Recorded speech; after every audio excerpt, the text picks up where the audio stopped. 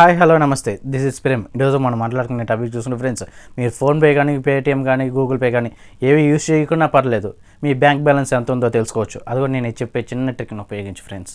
అది ఎలాగో తెలుసుకోబోయే ముందు మన ఛానల్ ఎవరైనా కొత్తగా చూస్తున్నట్టు వెళ్ళి సబ్స్క్రైబ్ చేసుకుని అల్లే పక్కన ఉన్న బెల్ ఐకాన్ నొక్కి ఆల్ నోటిఫికేషన్ అనేది ఖచ్చితంగా ఆన్ చేసుకు పెట్టుకోండి.